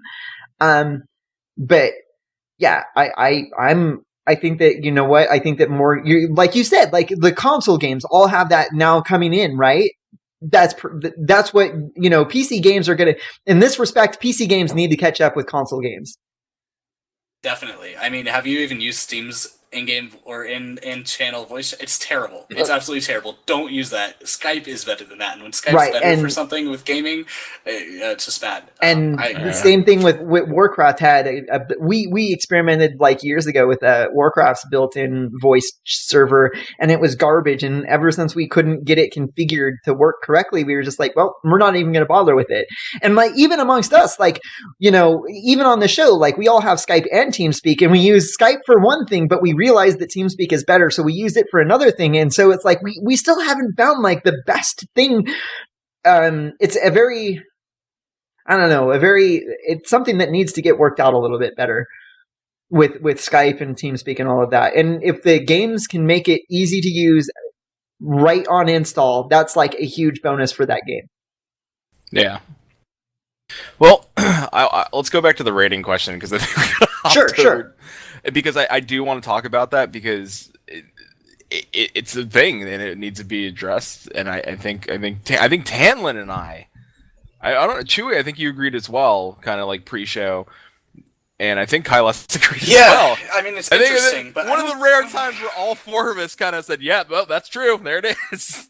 where rating should be kind of instanced, just because of the... Well, you're what are you switching back now? No, I said it was a good point that they made, but Chewy, you're like it's a good point. You're flippy. That was in relation to normal rating. But all right, Mr. Pancake, flipping and flopping it. Oh man, getting called out. What about different difficulties, right? Because does EverQuest 2 have different difficulties of the same raid encounter, or is it just like one raid encounter period and that's it? Because I think that was one of the good things about Warcraft, about having the different levels of difficulty also meant different levels of commitment to that raid. So at the lower level, at the base level of a raid, don't instance it, because if people want to graveyard rush it after they die over and over again to get that kill, let them, because this is our easiest difficulty and we want people to experience this type of raiding. But as you go up high, now you have to have more commitment and more commitment. And one of those commitments might be, okay, well, at this tier, at this highest difficulty, it's going to be instanced because we want to protect you from being griefed by other players. If it's instanced, we can keep them out and we can protect the mechanics in an instance, because you can't just, like have people outside of your raid group doing things, because I've also seen that done. Where it's not protected behind an instance, you can have other people helping you out in ways that weren't intended. And I think that these are, all things to consider. I don't honestly have the answer. I just think that it's a great talking point. Yeah, I kind of like the idea of where it's like, if you're new to it or you just want to experience what the content is for story purposes, have it open. And then when you want to do something a little more difficult than with your guild or whatever, then start having the lockouts. And then that way it kind of gives everyone like that, okay, well, I don't raid for, I'm more of an adventurer. I just want to see the story, where the story takes me. Perfect. Then I can just run in with a group of my friends, do it however, like how Guild Wars 2 does their like kind of like dragon, like when they do like their big kind of open events, you die, you just kind of just haul butt back and pray for the best. I remember that. Here's my opinion. Like, EverQuest Next, totally different game. I don't even know if I want to see raiding as in past games in EverQuest Next. If I did, it's because of what Delman put in chat, and that is for on-demand entertainment for those really skilled players. Raid bosses should be big-ass dinosaurs or dragons that I accidentally dig down underground and found, and then I should have to call my friends, and we should get repeatedly like pummeled by this monster until we get enough people or figure out a good strat, and then loot's shared. Like, that's the one thing that Landmark has gotten right so far, is loot. Everything is shared but randomized per person. So anybody in the proximity opens a chest you're near, you kill a mob someone's near, you all get a gain out of that. It rewards everybody. It's not like, hey, let's all do this raid instance to get one shoulder pad for one person, because that's necessary. Well, that I agree with. I mean, like, that shouldn't really happen. But what happens if, let's say, if you find that, let's say let's say there's ruins or whatever, and it becomes like a raid where you need 20, 30, 40 people to come join and take out this thing. What happens if it's like nobody's like, oh, it's Tuesday, people are working, I can't stay late, I can't stay up, like you haven't gotten to the end of it. Like, granted, like, I'd be the type of person that's like, well, can I want to see what's at the end of this, so I'll stay up, but then like that affects my daily life. So where that's a good point, the on-demand aspect. But what if with story bricks that when you find that raid mob, it doesn't sit down in the dungeon, but it comes and attacks your city and forces you and the players around to adapt? Because we're talking about a fluid world, right? Is the idea of EverQuest Next not us just raiding mobs, but mobs raiding us? I mean, what if raid mobs daily come attack a certain area and we have to like forge together big world event style? Hopefully. I just don't know if instance gameplay is right for EverQuest Next. And I'm more worried that if they go that route, that the vision of the game is going to kind of get watered down, because they're going to try and make two very different games. I'd like them to stick with this big open adventure where I'm afraid of the world and enjoy the story, than get trapped up in mini games and things like that. Oh no, if Team Steroids that I had going off in Landmark shows up in EverQuest Next so we can steamroll that, then we got problems. Absolutely. Because the question is, like, what happens if you find that good group build where it's just like, well, this is it. This is the one that can kind of go through and wreck house everywhere you go. Almost if it is something like you just need the dude with the shield and one guy who can keep refilling your MP and somebody else who can kind of like keep your shield up while the other two people stun lock the mobs while everybody's wailing on them. Then what? Yeah, and that's the thing about the AI. Like, we haven't really seen much big promises about the AI. This is the first version of the AI we've seen. It's still very basic, like 90s programming here. I don't know what's going on. 90s programming. I mean, it appears that way, though. It appears that way. They can't communicate yet, and I think that's a lot. We can't see the process that's going on behind the system with these mobs. It could be more complicated than we think. They could be like looking at variables and stuff, but there's no way to tell from that dumbass log. I'm just going to kill it anyways, or it's going to kick me off. Yeah, that's pretty much how it works right now. It's got a red name, kill it. If it's red, it's dead. Yeah, exactly. Because it has loot, and right now the combat in Landmark is pretty much, you want the loot because that's where you get the stuff, and to get the stuff you have to kill the mobs, and that's like a very narrow, limited game experience, right? Like kill, loot, move on. And EverQuest Next, I'm hoping. I think it's way too early. I don't know, because they've said that when it makes sense, they'll use raid instances. I think that's almost a direct quote, maybe not verbatim, but when it makes sense, they do. No, that's exactly what they said. They said when it makes sense, and I have a feeling that we'll see raid content that's instance. I just think that there's going to be certain things. They're going to find it here. My hope is that they find a way to pull it off, that both types of open world and instance content work together and make sense and make it fun for people who want to do both, or for people who want to do one purple, and for people who want to do one over the other. I mixed those words together. Yes, you heard it here first. The flying purple people, people. Right. So, that's my hope, is that they find a way to pull off both, and make it the fun and enjoyable experience. Because I don't know. Because otherwise, they're going to be one of those is going to really suck compared to the other. Yeah, one's going to be really good and one's going to be completely bad. It's like, let's just ignore that part of the game or not play the game. Exactly what will happen is if the instance raids are horrible and nobody enjoys doing them, then it's better like, okay, so we have our limited time because, of work and wives and stuff like that we can go and do this thing or the other thing. It's like, well, don't include me in this. Totally said wives. I can't believe he said work and wives, because suddenly wives are what prevent men from playing video games. What? Okay, husbands, maybe your husband is like, honey, we have to go do something, and like Clara's husband from Oh yeah, honey, no, the babies can watch themselves. The baby's sitting there like chewing on an extension cord or whatever, just putting it in their mouth. Oh man. All I'm saying is that time is a limited resource, and we have commitments that take up our time, and so in a limited time environment, like, you're going to have to make a choice of doing one thing or the other, and we're not going to do the one that sucks. Okay, whether that's the open land world PvP raids on giant mobs or the instance content, whichever one is not fun is the one we're not going to do, because we as players, we know that that's what's going to happen. That explains why you spend more time on the computer. So, moving on. Here's a question. I'll start packing my bag now. This can answer exactly what we're talking about. Do you feel like you can log into Landmark at any time and finally start having things to do and feel accomplished during your time play there? Does it seem like you have to dedicate a certain amount of time? Can you enjoy a small amount of time in the game? That's my question. The game's still new, content's still low, maybe not forcing you to log in, but can you log in for a small amount of time and enjoy it? Let me put it that way.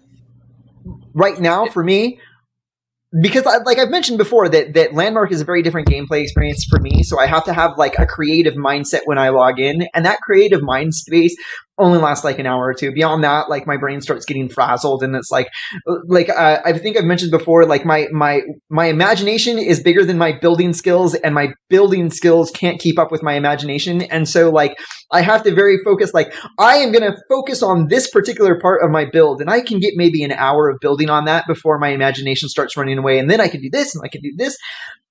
And then when it comes to combat, like, my gameplay experience is limited by how much inventory space I have, because eventually I have to teleport back out so that I can break stuff down and throw stuff in chests.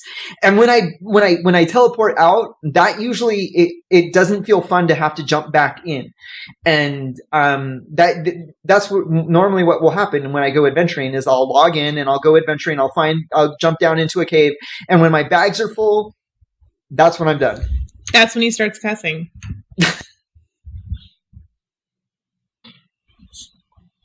That's a good point.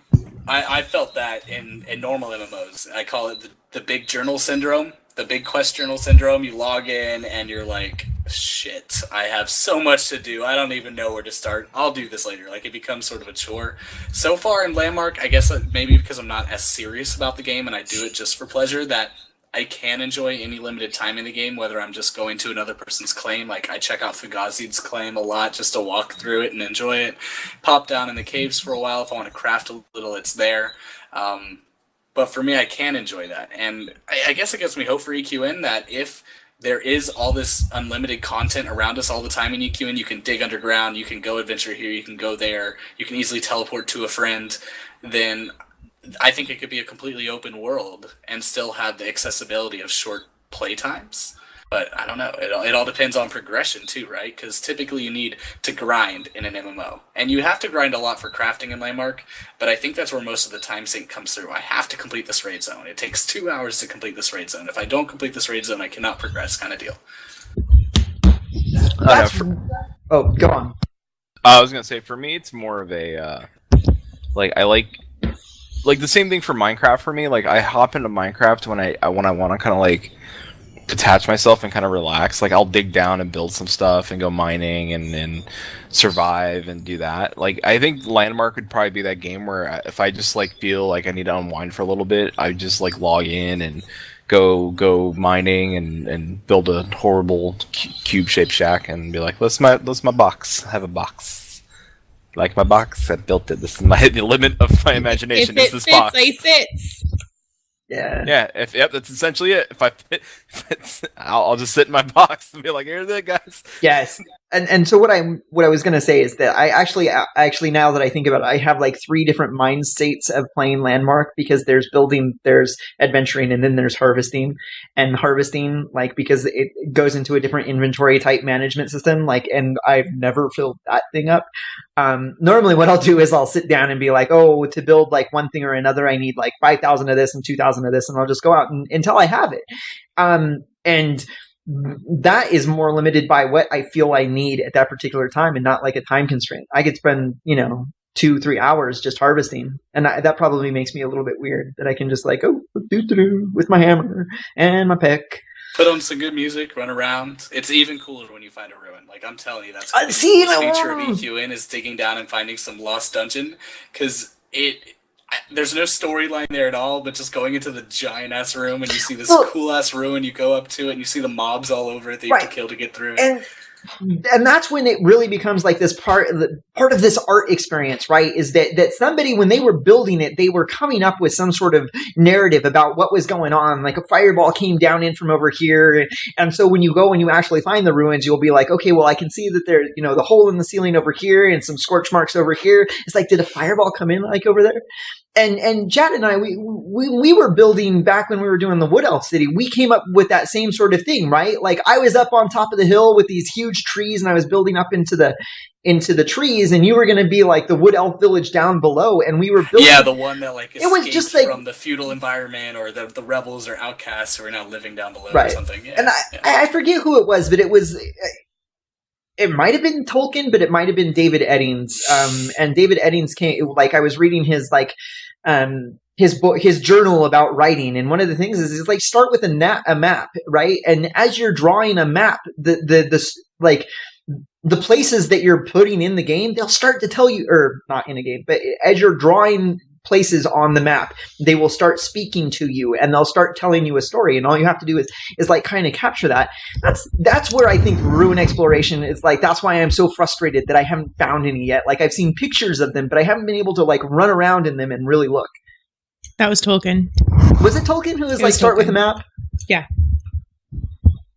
I don't know. I think like the ruins is a good start for Landmark. I kind of like to see the trigger system like maybe be implemented in such a way that they set it so it's kind of like that it auto generates stuff to happen in those ruins, like traps or whatever.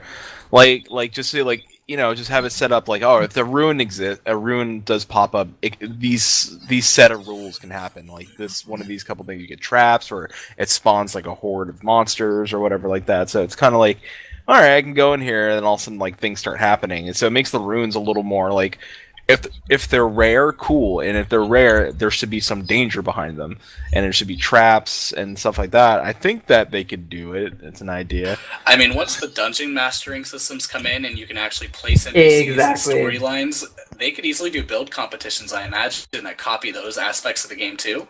And maybe next ruins that we actually see are fully like storied, and they're created by players. Maybe Brad Power or Fugazi, or one of those amazing builders, hires one of us to do the NPC stuff because they like building more, or maybe it could be a huge group effort. You could have people like Minkus who are sitting there making or nor functions with the linking and triggering system, so you can have a special effect, and you can have some people working on the AI and the storyline of the dungeon, and then the people making the ruin dungeon, and then the game just automatically puts it underground for people to explore randomly. That could be That could be pretty amazing. Mm-hmm. I'm definitely looking forward to it. I just want to be able to make the breakfast machine from Pee-wee's Big Adventure, like in my box shack. Like I just want to wake up and hit a button, and all of a sudden, like it makes pancakes and eggs and stuff for me, and I just eat one little piece of it and go, and just like leave and have my adventure with my bike. I'm the me, and then like one person in chat's like, yeah. That was like on the New Year's Eve live stream. They were showing that someone had put together the fans that people can the prop fans, right? You can, if you put them together, they can act as people movers, right? So like one fan will move you to the next fan, and then that fan will pick you up and move you to the next one. And it was really cool to watch. And again, yeah, I think that we really are scratching the surface of like the dungeon master control systems that we've all been asking for. Like, let us design our own little worlds, and part of that is like more controls over what we can do with our claim. We've asked for things like when a command goes off, like with the triggering, Brad Power asked, like, can we get it to make a sound or make an emote? Like you step on a particular voxel and it's like you hear a click. Yeah. you know that sort of thing. And you know, the thing is that like all the times that we talk about it and we tweet it out to the developers, somebody's taking notes and being like, okay, it's not a matter of if we're going to put this stuff into the game. In my opinion, they're like, okay, where do we prioritize it? Where do we put, like, we know we need to implement some optimization to the voice channel. Well, where do we put that in combination with all of these other things that we want to do? Because I'm sure that they're overwhelmed with things that they'd like to see. It's just a matter of time. Yeah, I mean, I'll say this. Like, I think it's going to be interesting when people open it up and start creating cool things. Like, I think that I'd have a lot more fun with things like people using those and/or nor functions, and when they add more stuff to it, where people are creating like choose your own adventure, where it's like not even like you're attacking anything or anything, like there's just different paths you can choose, and it's a story, and you're choosing your own little story, and you could die. Like they take the time to build different paths and different things happen. Like a haunted house would be a crazy thing to happen. That would be sick. Yeah, like that would be things that'd pop be, up. yeah, that would be fun. Yeah. Like to me, I would be more into seeing that landmark than anything. Like monsters, cool. Digging, cool. Show me a haunted house. Like if I go to somebody's haunted house and I step and I take like a side way, like I'm gonna go this way instead of like it's like a maze and I take one different way. Triggering. I'd love to see RNG triggering too. Like you step on a flinger, but the player hasn't decided where it's going to fling you to. You just step on it and it like throws you in some random direction at some random velocity, and so you don't always land in the same place twice. That'd be kind of cool too. And teleport you to one of 5 different teleport pads, like, you know, one in the center, and it can teleport you to 5 different ones, but it's a random, like, where it takes you, it takes you. I'll tell you this, like I have some fun, like in like some of the older, like I wish they were still around. Like some of the Minecraft servers I used to play on, they did that. Like, and I think those were the most fun for me when like I'd hop in a random minecart and just like all of a sudden I was like on a cool like little adventure through like a roller coaster, or it took me through somebody's house. Like there was one where a guy built the tram go through all of his giant mansion, and like you went through like a lava wall and stuff. Like to me, like I like exploring like that. I think from like my talks with Kyle S, I think she'd be more interested in seeing things like that versus like the combat where Minecraft is very much more of a watching people build with what's available in the game and looking at it and experiencing it. That would be more fun. I think she'd have more fun in a haunted house versus using the combat. Where the combat, I think, for her would be later in EverQuest Next, where it's more, centered around the grouping content. It's more on point. For right now, that's not her game, and like I think more of her game would be like the things that people are creating. Right. I love to build in Minecraft. I just don't like building in. And to be honest, Landmark.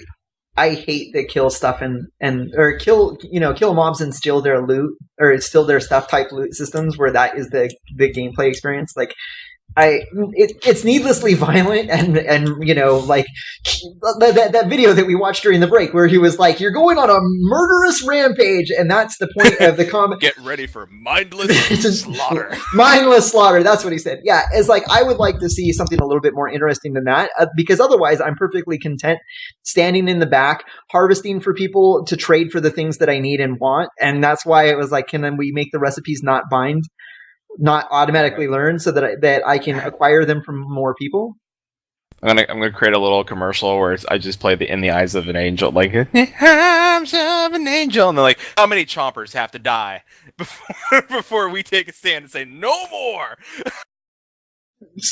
So we've got just about 10 minutes left yet. Have any of us come across the ley line system? Have we played around with that yet at all? I have not, and Doran found one. So they are there. If people are thinking they're not in the game, you want to talk about like what a raid boss might be like finding in EQ Next, like they are there, and when you find them, you unlock them, and you can take people there, but they're hard to find. They are very difficult. If you think finding a ruin's hard to find, the ley lines are even harder, but they're absolutely there, and they work just fine. Well, do they work just fine, or do they still run into that you teleport and you might fall to your death? Okay, well that's fair. That's a totally different bug. But you really need to adventure in this game. That's a feature. What are you talking about? It's a feature, exactly. Because then you can just teleport again. But it's really cool. I haven't run into one yet. I've seen pictures of them, though. And then Doran told me about finding one night just randomly digging. He was just so elated. And that's something that he has a unique story that I don't have. And he was able to share it with me and get me excited for his adventure and make me want to go on an adventure towards it. Take me there. It's an amazing building block. So you asked Andrew out on a date? Yeah, I was like, Andrew, hey, what are you doing tomorrow night? Let's go find that ley line. Show me your ley line. When Andrew watches this later, with his wood window, yeah, he's gonna be like, what is going on? He's like, what happened? Show me your layer. Well, I mean, we went searching for it when we were down there for like hours, like finding mobs, and so we purposely dug through walls and stuff, trying to bless you, and Gazootite, and I don't know what else. You're welcome. But yeah, we like Zubei gave me one of those cool like handheld drill things, and I felt like I was Mega Man. Right, and that was actually one of the things that I wanted to make about finding the ether shards. Right, like those are still in the ancient Earth, right? Like you can get them from the ancient Earth, digging them up. The ether stones and things. You get ether stones and from the Earth. Right.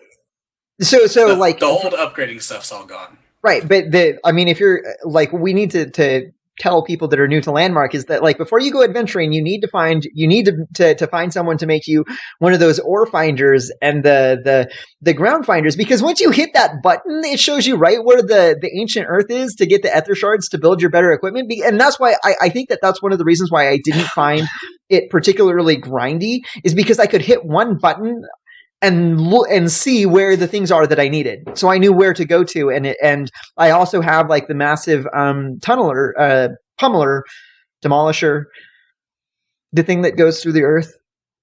And I can just, even if I can't find the actual route to get to that mineral node or that earth node or those gems, I can just drill a hole through the earth to get to where I want to go. And so I think that's the difference between feeling that it's grindy and then just being like, oh, it's normal routine, is having access and knowing how to use those tools.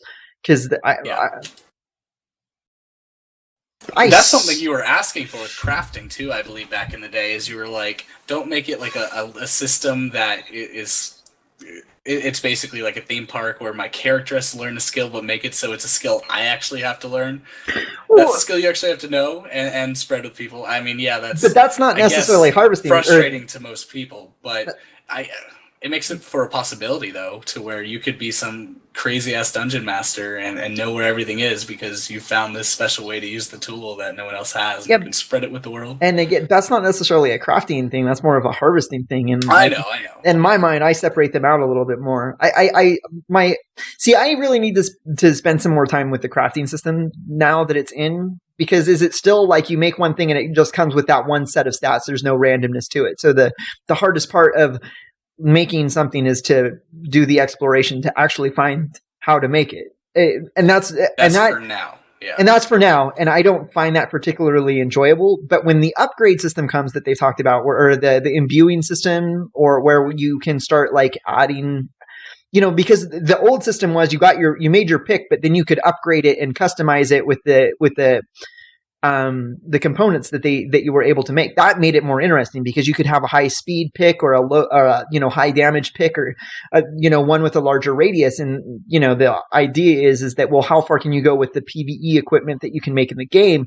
And that is actually pretty interesting to me. And so maybe I need to just like get my hands involved in some crafting and see what all is in the game so far, because I don't think that it's in the game yet. Like, you make that one piece of gear and that's your one piece of gear. There's no upgrading it. Am I wrong? Am I right? No, you're completely right. Most of it is playing with the other gears. So you craft it, and then it's how you equip the items, and they play with each other and play with your skills right now. But there will be, they don't call it upgrading, but there will be a way to fine-tune and add attunements, imbuing features and weapons. Yeah. Maybe I just said that. I don't know. So we've got about like 5-6 minutes left, guys. I didn't think we'd go for. Well, no, it was a mega update. It was definitely going for the whole 2 hours. Any last thoughts with this mega update? Dun, dun, dun. We've seriously gone through our whole experience. Me, it's all about adventuring. It's about going back to what I loved about MMOs in the first place, and that's just getting lost and having fun. The game still has a lot more to come. It's still very early in all of its implementation. I imagine we'll see a lot better of a product come EverQuest Next, but the ability that we already have in this early version to adventure and explore and get some satisfaction from exploring and adventuring, it kind of confounds me a little bit. It makes me very excited for the future of maybe not this game, but the future of MMOs if things follow this path. If this game doesn't work out, hey, maybe someone else will see the idea and roll with it then. Maybe it's too early in the generation. Maybe the technology is not quite there, what we end up with as a final product. But the team working on it seems dedicated as ever. And we say it's endless hype when we talk about Dave Georgeson. But I'm starting to get that feeling again that it's not just endless hype, that there is something really special here, and that we're going to see something even cooler going in the future. But that's me right now. We'll see what happens off the next updates. The whole Landmark early development thing's been very up and down for me and maybe for all of us. Oh, they're not doing anything. Oh, wow, they did a lot. Oh, but it's still not what I want. I want this. Maybe once we get into open beta, we're going to have a lot better grasp on what the game's going to be in the end, what they're going to finally cut off and say, no, this is the game we want. We're happy with it. We're just going to add to it. Right now, I think we're all still wanting a little bit of everything in Landmark. We're still wanting the full EQ and experience to a point in certain aspects. Maybe it's just not meant to be. Maybe the Landmark is a good enough game to stand on its own right now. Only time will tell. And with that said, I think that the rest of the hosts should take a second and say goodbye to Chewy, because we have 5 minutes, and I think we should all say something before we sign out for the night. It was Tamlin, the best time. It was the worst time. So a little history of the show is that I was looking to do a podcast for specifically on EverQuest Next. And Chewy, you got a hold of me through Reddit, right? Or you posted on Reddit and I got a hold on Reddit. We were both looking. A couple people were looking at the time. Like, Rek was working on something, Gogajira was working on something, Phantom X was like, hey, let's have this idea. It was very early in the formation of the community before anything really happened because there was no even game out. I posted on Reddit, you replied, you said to join you in IRC. Or maybe I did post on Reddit. I think I found Flatus in Reddit. I think I found you in IRC. I was popping in and I talked to you one day. And you're like, oh, that sounds kind of cool. And then we started chatting from there, I think. Yeah. Yeah. I think so. And just over a year and a half or just under a year and a half we've been doing this. And this is probably outside of gaming, actually playing the game, this is probably the most rewarding gaming experience that I've had. And you're part of it, and so therefore, always, your first MMO, your first gameplay experience is always your most favorite because you base all of your experiences off of that first encounter, and so for that, you'll always be my first. That's quite touching, Shannon. I appreciate that. I don't even. So, I will be the first to publicly admit that Shamina and I have not always gotten along. We have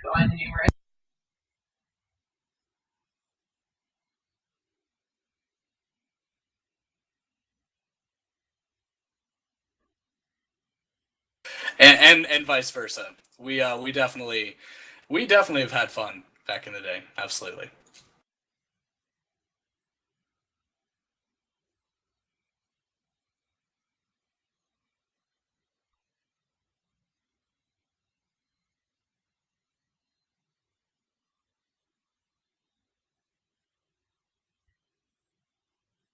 Yeah, and I'm not begging you to stay, but No, you go but bed your soon-to-be wife. Oh boy. Oh jeez. Because you're pretty. Well, I don't know how I'm gonna follow all that. But Wow. yeah. What just happened there? I have no idea. Oh gosh. Yeah. Please tell me you've seen It was that. Firefly. I have seen the Firefly movie, and I've seen a couple episodes of actual Firefly. Oh! Look, maybe I saw it in the wrong order, but I loved the movie, and the television show didn't hold up for me in a lot of ways because the movie maybe was more complete, and the show was an early iteration. I enjoyed The some movie episodes of was the show. shite. I don't know, maybe it's because that was my first experience with the genre. Okay, was the movie. get to episode 7. Just get to episode 7 in the Okay, TV I series. will. All right, Seriously. I will. Just a 7. Anyway, to clue you in though, the married guy, the single girl on the show says to the married man on the show, "Tell me that you would take me in a manly fashion," and or tell me that you want me or something like that, and he replies back to her, "If I were an unwed man, I would take you in a manly fashion," and there, hence the because you were pretty. And then she says, "Because I'm pretty," and then he goes, "Because you're pretty," and yeah, that's the whole inside joke. We totally butchered it. It's not going to be Oh funny. jeez. Well, as I say goodbye to Chewy finally, we went through that side rant. Chewy, as Tanlin said, yeah, you found me on Reddit, and I wouldn't be doing EverCast if I didn't have the gall to say, "Hey, would you not want to do EverCast?" Actually, it wasn't even EverCast at that point. It was just like, "We want to do a podcast, okay?" And we got to meet and found out you're in Florida. And yes, now that I am staying in Florida, I will promise that since we are friends, I will eventually this year take time to make my way up that way and have a drink with you. So thank you for doing this with us for under a year and a half. And I don't think that it's going to be the same without you, but you're still part of this community and you're a dear friend, and EverCast was shaped. You're part of that foundation, and whoever we decide, and if somebody can, we'll find someone to fill that spot, but it'll never be a Chewina, and that sucks, but it's also cool. So I want you to have the best adventures, and see you in game, and see you in EverQuest 2, and see you in chat. Well, thanks, Vladis. Thanks, everybody. It has been a lot of fun. I think it's definitely been an experience across every aspect of my life, from just, stupid little arguments over what direction the show should go in, or figuring out how to even start or run the show. Because, we've been through every single conversation we could possibly have. Should we market this show? Should we focus on it that way? Should we make it conversational and fun? What is EverCast? And it's we've met a lot of cool people. We've been able to be a part of a great community, and EverCast, of course, is going to go forward and continue to be a great podcast, whether it sticks with Landmark EQN or not. That's, of course, up to you guys to decide. And I'll definitely still be in the community and definitely still be doing projects in the future, so that's not a problem. But I thank you all for your time, joining me on this adventure and letting me be a part of it. Absolutely. Okay, guys, and with all that said, that's episode 42, Don't Panic. We brought our towels, we inserted our babel fish, and we're all going to go and end the show by drinking Pan-Galactic Gargle Blasters. Yeah, so, And with that, I think this would be Chewy's last time that he camps us all out, and with that, I will say, Chewy, it's all you, buddy. All right, camping in 5, 4, 3, 2, 1. See you in Nora.